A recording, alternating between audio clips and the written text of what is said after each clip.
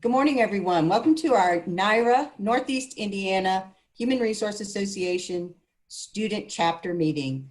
We're really lucky today. We have two great people that I love working with who are here to talk to you a little bit about careers in human resources and some of the different types of roles you can have. As the director of the Career Center at Indiana Tech, I talk to students a lot about, you can find a career you're really interested in, but sometimes you have to decide, do you want to work at a big company, a small company, or how does that actually play out? And human resources, really, there's so many different things you can do in that field of human resources. And so today we've got Molly Pettenberg with Spirion Staffing, who's going to talk to us. And we've also got Travis Liggett, sorry, Travis, I need a cup of coffee, from Star Financial. And they're going to talk to us a little bit about some of the different types of roles that you can have in human resources. So who, my friends, wants to start off this morning? I'll go ahead and start. That's okay with you, Travis? Sounds great. Okay. Thanks for giving me the opportunity to speak. As Cindy mentioned, when I was in school, I didn't really think human resources was the actual field I would be going into.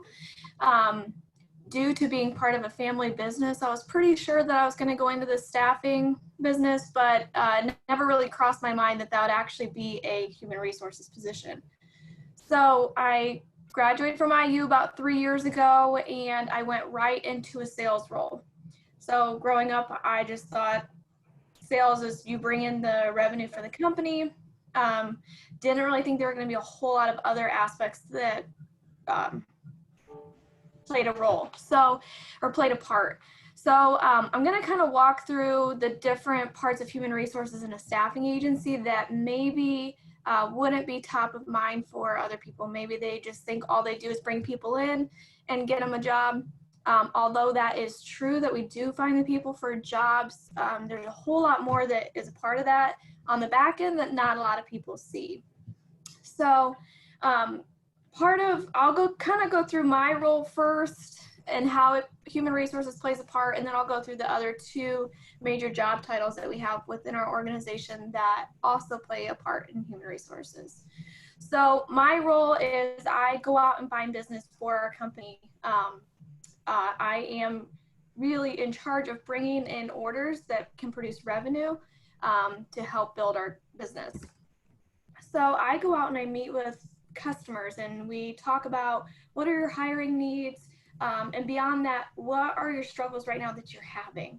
So not only am I trying to build a business relationship with them, but also more of a consultative role with them, talking about, again, what their struggles may be, how they're trying to get their own people to apply, how they're keeping their people, what their hiring process looks like.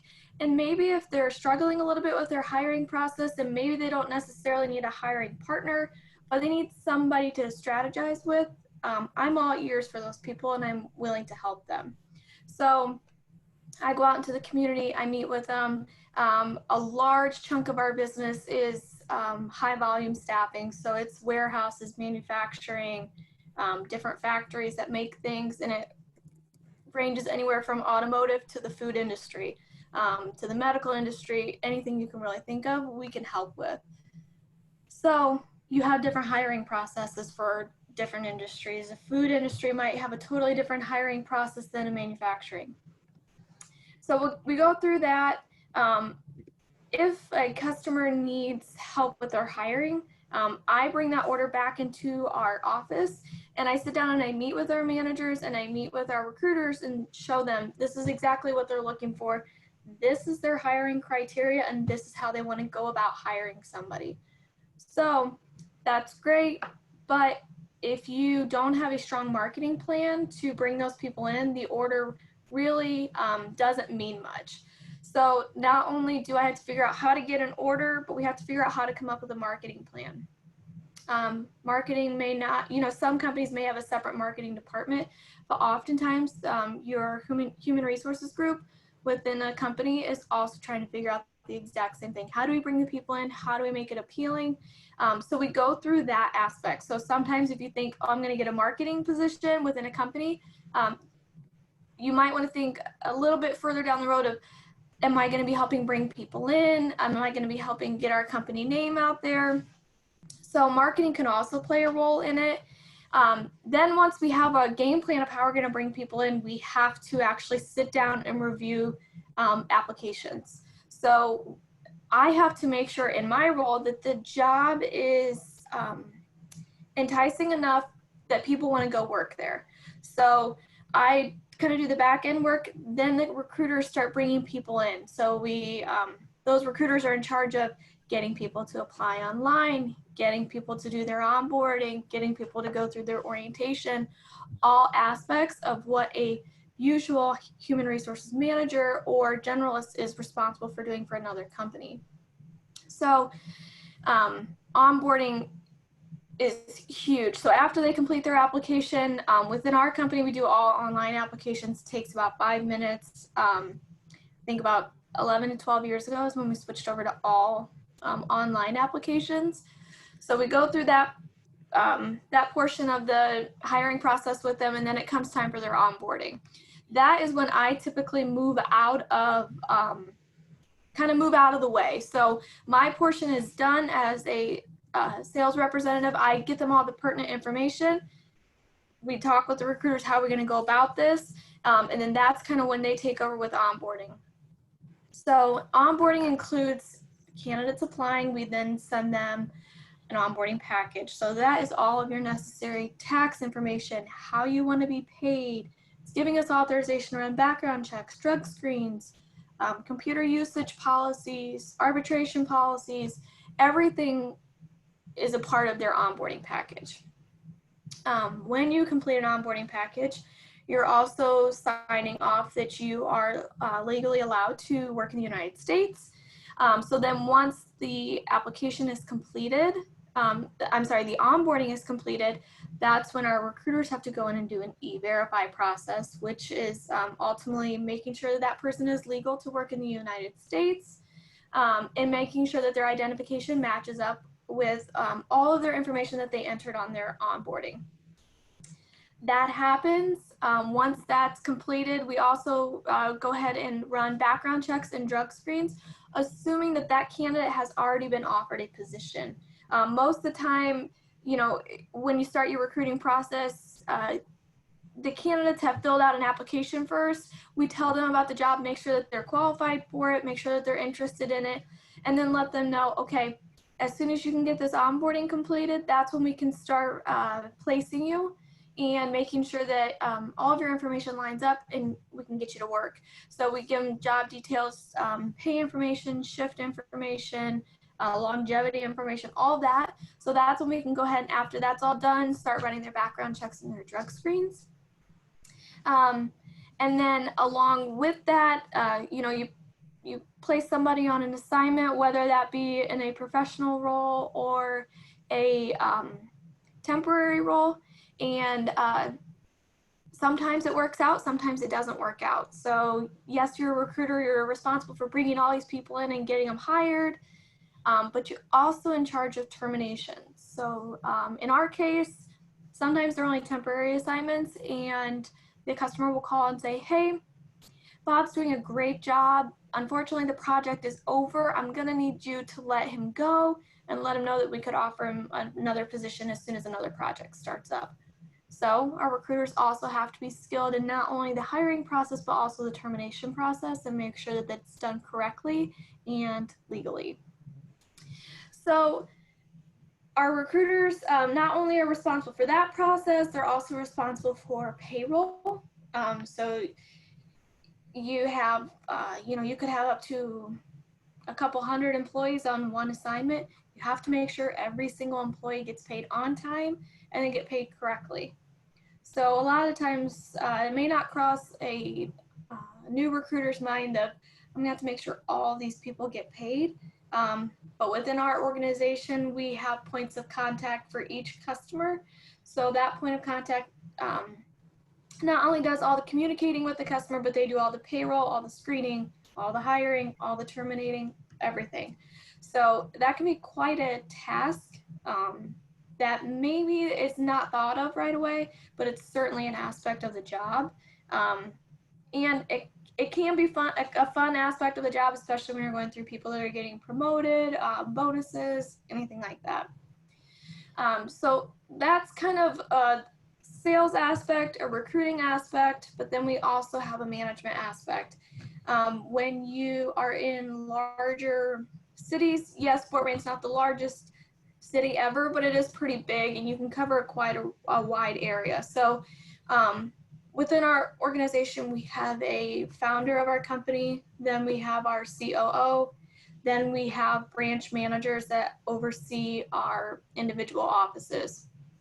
Those managers are kind of the point of contact for our executive team to go to and say, hey, what's going on with this account?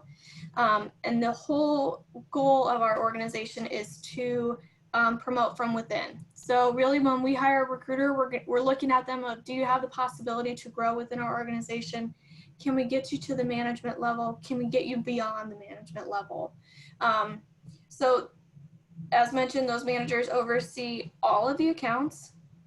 They oversee the profitability of the market, meaning I may go out and price a deal. I may think it's great, but I may not totally be aware of all the back end stuff that's going on that's causing it to not be a profitable deal for us. So the managers really oversee that. They oversee large projects to make sure that they're being done on time. I can tell you right now, during the COVID pandemic, they're overseeing making sure that all of our employees, both internally and externally, are properly protected. So putting in policies of locking doors, making sure we have the correct personal protective equipment, making sure our customers are following guidelines to keep our employees safe. There's a whole lot of aspects being played out right now with the pandemic. But that is typical for us too. When you're in a manufacturing role, sometimes it can be a little dangerous depending on the position that they're doing. So although as a salesperson, I make sure that the safety is intact and correct in the beginning, the manager kind of oversees that throughout the length of the relationship to make sure nothing's changing. Employees aren't asked to perform dangerous tasks, things like that. So that is kind of a broad overview of, hey, right out of college, you may say, I'm going to go be a recruiter, or right out of high school, I'm going to go be a recruiter. That's awesome. We certainly welcome, and I, believe this with a lot of recruiting jobs, you don't have to have all the experience in the world because it's very much a learn as you go position. So you're not going to start off by doing all the screenings and all of the payroll right off the bat. You're going to continuously learn as you grow. We recognize that sometimes this position is for somebody that doesn't have a lot of experience and they just want to gain that experience so they can go on to a profession that they love or a profession that they're really passionate about and really driven towards. That's totally fine. We're open to that idea. We've been through that a lot. So I know I talked a lot about the positions that we have, but I didn't really talk about the recruiting of our own internal staff and the technical side of it. So I'll go ahead and pass it over to Travis so he can talk more on that and on how he operates that. All right, thanks, Molly. I guess before I jump in, Connor or Demetria, do either of you have any questions for Molly? No. Yeah, I think I'm good for right now. I may have some later, but as of right now, I'm just digesting all that information. All right. And feel free to just, interject at any time here. So kind of segue right in, I'll echo Molly, thanks for having us, thanks for joining us. I got my start in HR kind of almost in the realm of what Cindy and Connor were talking about at the beginning of the call. So my education background is not in HR. It's never anything that I envisioned doing. Really ended up in it by accident. My degrees are in marketing and management. And so when I first kind of started my professional career post graduation, was primarily focused on wanting to do some small, work for some smaller businesses. And in that, if you've ever had the privilege of working for a small business, you know that you don't just wear the hat that fits your job title. You end up, performing multiple tasks. So when I started on my professional journey, my first career was, the first job I had was marketing based. So it fit my educational background perfectly. However, because of that, I wore multiple hats, and one of those was also some of the higher level HR stuff.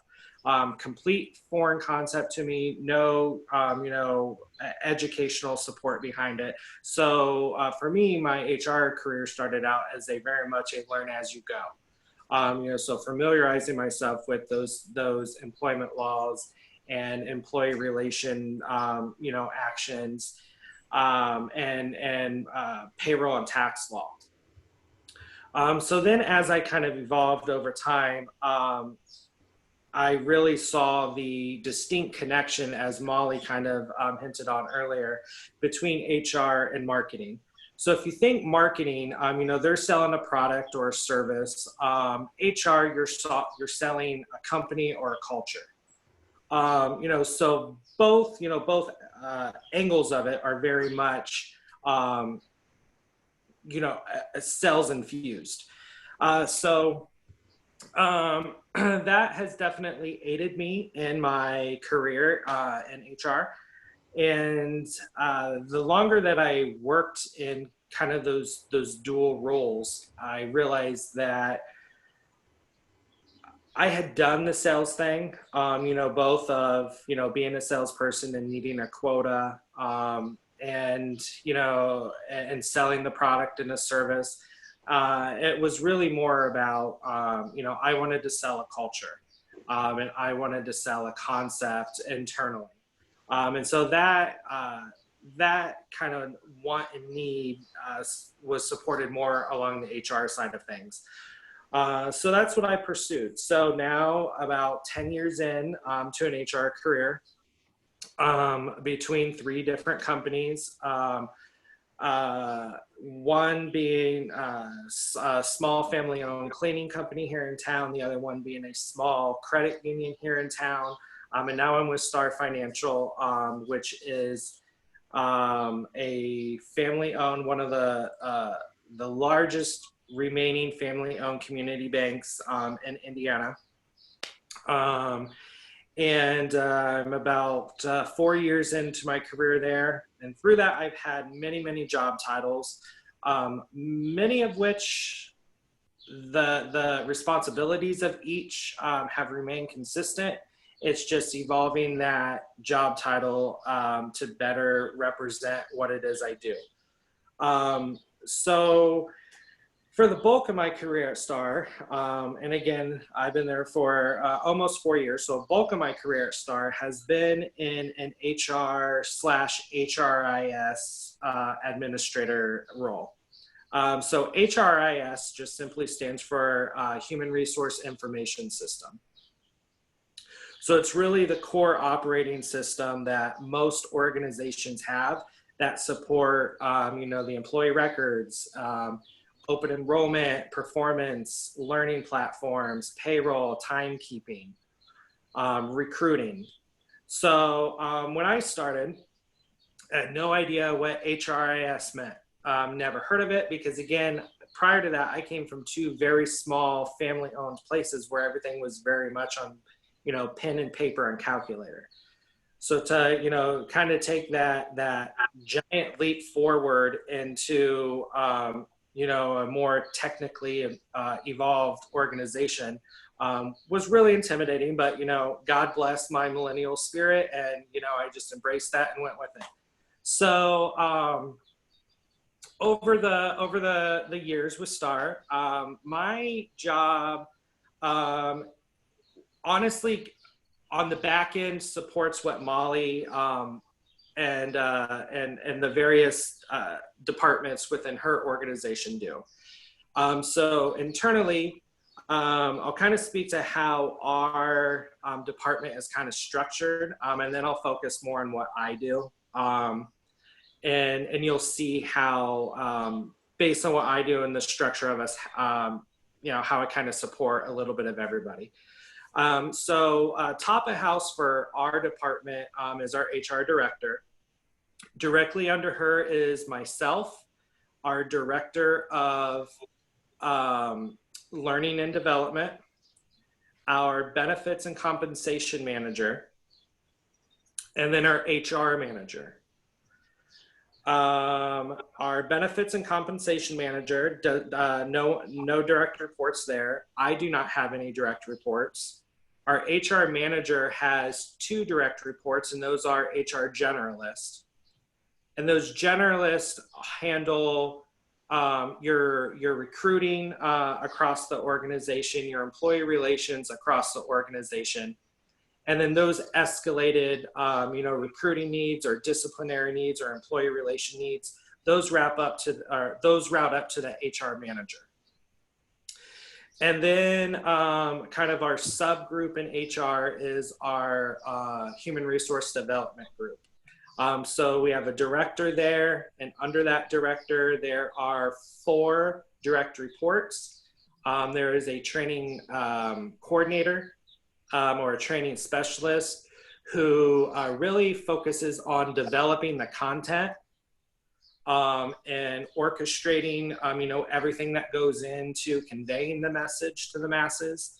And then there are 3 learning coordinators that are then responsible for taking that training material that has already been developed and then delivering that message, training the employees across the organization on it. While doing that, you know, by default, that means that they have to be very well versed in a lot of the systems that we use across the organization. So, you know, with that, you're a trainer, but you're needing to speak to lenders on, you know, how to successfully submit a loan through the lending system, get that on the books, you know, all the regulations from the Fed that go into that, and then, you know, how one piece of wrong information being in the wrong box could result in, you know, a multi-$1,000 fine to the organization because a disclosure wasn't sent to a customer on time, or, you know, a fee wasn't collected that we, you know, that we could have, you know, booked as income. So, you know, again, even though they're in that training world, you know, they still have to be, again, very well versed in, you know, kind of various aspects of banking and finance to be able to articulate that message to the masses. So then you have me. So I'm an HR business analyst. And so what I do today is really kind of support and analyze and create action plans, I guess revolving around all the data that we compile as an HR team. So I own our HRIS platform, so our human resource information platform. I'm the owner of that. So if something is wrong in there, it falls on my plate because I've input it wrong. You know, with that, I then support all the various modules within that. So I'm supporting our applicant tracking system and our recruiting and onboarding system. So as those recruiters, so I guess let me start at the beginning of that. As a manager identifies a need to have a posting, they're completing an internal process that then notifies me there's a need for a job. I post that job out for various people to approve internally before it can be posted externally for applicants to apply. Our recruiters then, after that process has been completed and that job is posted, our recruiters then are doing their thing. They're recruiting, they're interviewing, they're working with managers, they're extending an offer. Once an offer has been accepted from a candidate, that information is then coming to my desk for me to kick off the onboarding. So I kick off that onboarding, and as Molly said with her group, all of ours too, everything is electronic. So, all the applications are done online. Onboarding is done online. And, onboarding really just consists of, again, kind of piggybacking off of Molly, is you're signing all your acknowledgments and agreements to, policies and employee handbooks. You're filling out your I-9 documents, you're providing direct deposit information, and various other pieces. Once that onboarding is completed, then the system kicks another notification off to me, and that then officially allows me to hire the employee and feed them into our internal systems.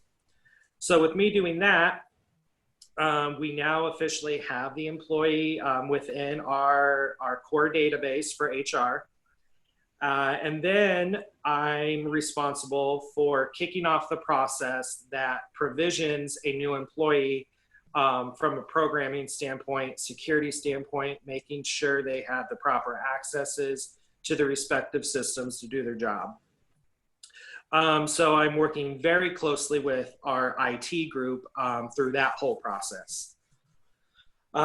Once the employee is hired, I'm working with, again, those HR generalists to ensure that the I-9 documentation in the E-Verify process that Molly spoke to earlier is completed accurately and timely.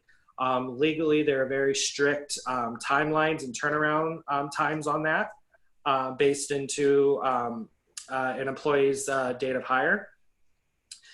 And then from there, my process is really done from a recruiting and onboarding process. However, I am then throughout their employment, I'm kicking off onboarding surveys to make sure that 30, 60, 90 days in, that what was sold to them through the application and interview process is a realistic picture of what they're living 30, 60, and 90 days into their employment. And if it's not, what was oversold, what was undersold, what was not clear, what do you need, what does that employee need to be able to effectively do their job. So I'm responsible for kicking off that process. But then as those results come back in by way of a survey, that's really when the analytical pieces kick in. So I'm sorting through those responses. I'm identifying themes. I'm measuring metrics. And then I'm coordinating with our HR director or our training and development director or members of the executive team or lower level managers to really be able to bridge those gaps and correct some of those negative behaviors or those themes that have been identified through the onboarding surveys.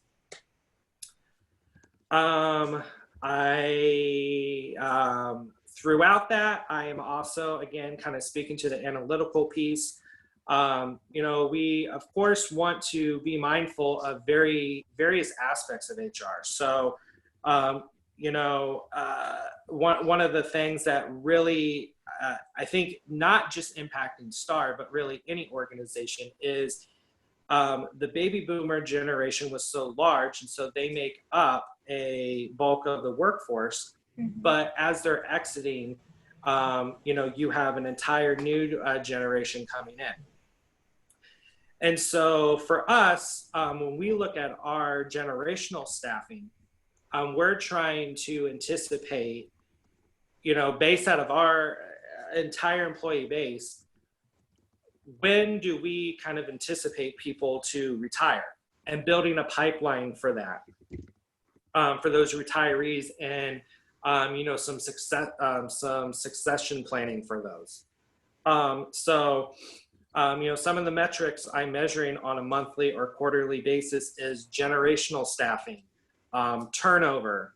We're doing that by reason, by type, whether it's voluntary or involuntary, the length of employment. So if people are bailing ship within, the first year or 3 years, why, what benefits can we offer, within that first year or within, the 3-year period that would, maybe entice them a little bit more to stay. We're also measuring, benefits cost per FTE. FTE just simply represents full-time employee. So we're evaluating, benefits cost per full-time employee. We're looking at, turnover by region. Is our North region, up here in Fort Wayne, is there something happening up here, that's causing a increase or, some type of variation compared to what's going on in our Marion or Indy region. We're also looking at pays, the average pay for a salaried person versus a hourly person. Again, we're doing that by region because you're in, our Indy region,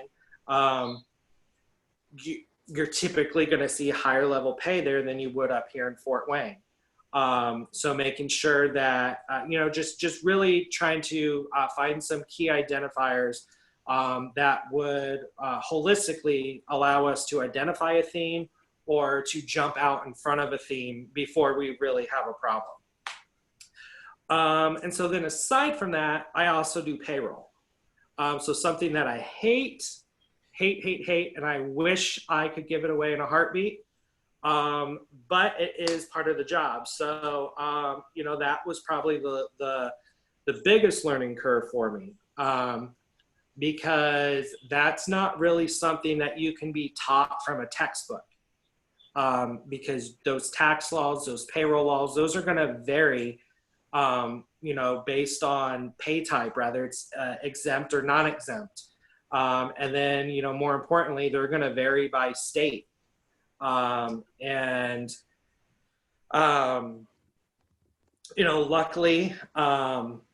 the core platform provider that we use, our HRIS, they really mandate and kind of keep up with all the tax and payroll law and regulations. However, from a liability standpoint, we can't put all of that responsibility on them as an organization. There needs to be a check and balance. So, yes, while you as our, platform provider are really facilitating all those, I need to be, somewhat familiar and somewhat versed in it to be able to verify that, what's going on from a tax standpoint, and how the system's working with calculating overtime. I at least have to be able to verify that and feel comfortable enough with, yes, what they're doing is correct.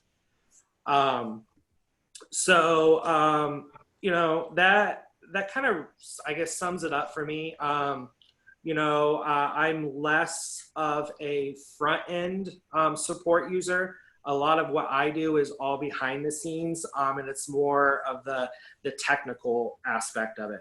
So, again, I certainly never expected myself to be in HR. And then when I started down that path, based on the organizations I work for, it was all very much, a recruiter or, a disciplinary, a person or an employee relations, standpoint. So it never, never seemed a possibility to kind of take more of a back office, operations, technical standpoint. So that, that's where I'm at.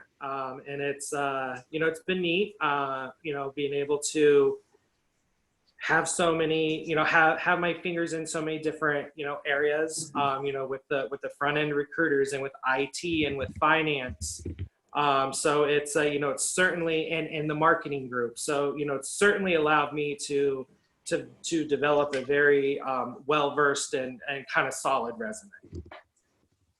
Cool. Thank you both so much. I think kind of you would agree with me that, when you start, it's like an onion, you peel back one layer and there are layer after layer after layer. Yeah. So many different things you can do with HR. What questions do you have for us today, Connor? So I have a question for Travis and a question for Molly, and then a question for both of you guys, if that makes sense. So Okay. Molly, for you, since I had more time to digest and process, my question is, so being that you kind of have worked for a company that wants to promote internally and find ways that they can basically bring somebody all the way through the ranks, what is your ultimate goal? Are you looking to be in a management position? Are you happy with where you're at right now? Care to That's a share? good question. So, as Travis mentioned, when you work in a small business, you kind of wear a bunch of hats. And when you work for your parents, they make you wear like 10 more hats. So, right now, although I sell, our Fort Wayne market's in a position where I'm also managing that same market. So maybe not quite I don't always want to be a branch manager. That's just kind of where we're at right now. I really like the selling aspect.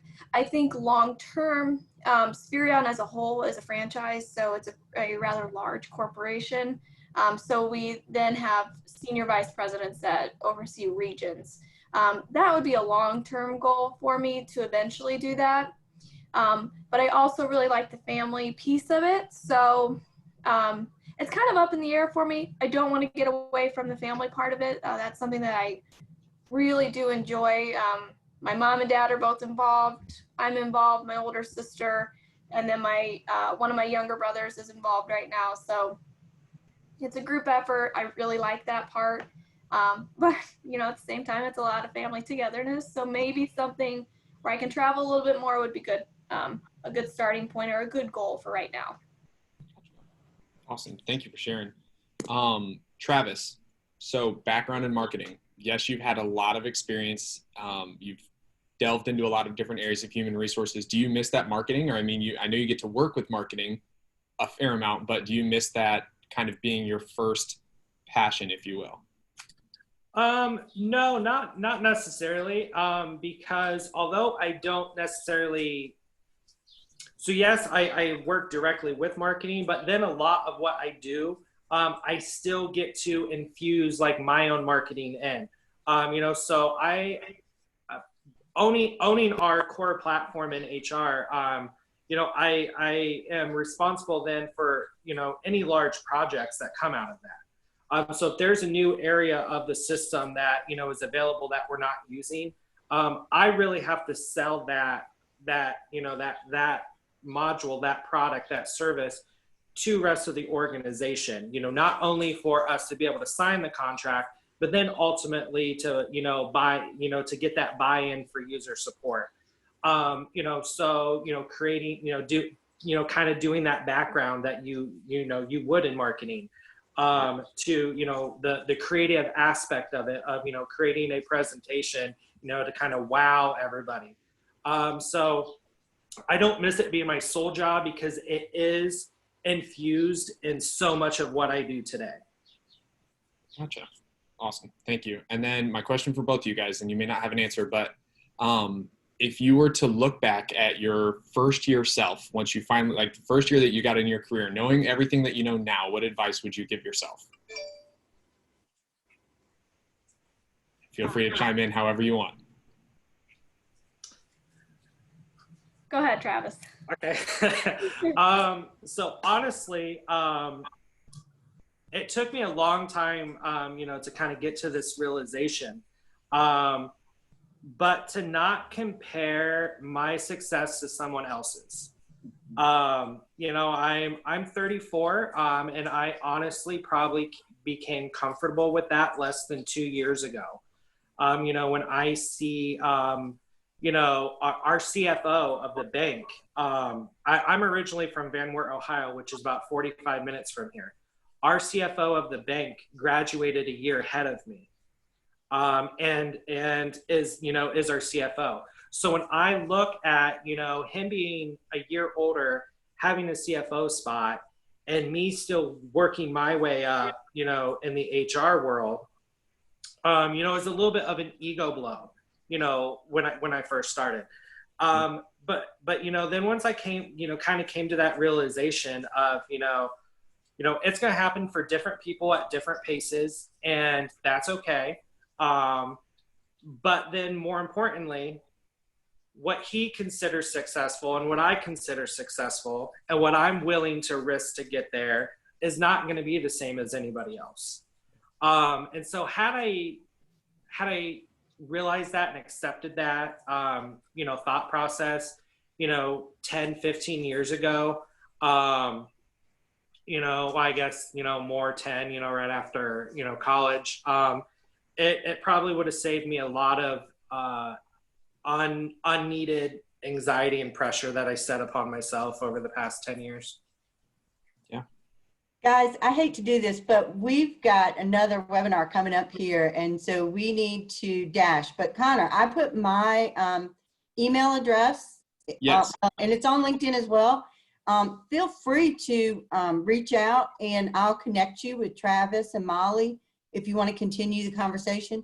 Yeah, if I can help you in any way with your job search, I'm about friends and family at Indiana Tech, so you just have to promise me that if you go to hire an intern in the future, that you come to Indiana Tech to recruit for. Done deal. But thank you so much for coming today. And Travis, Molly, thank you so much for sharing. Thank you, And guys. everybody stay healthy and safe, and thanks again. Yeah. Sounds great. Yeah. Thanks, everyone. Bye. Bye, guys.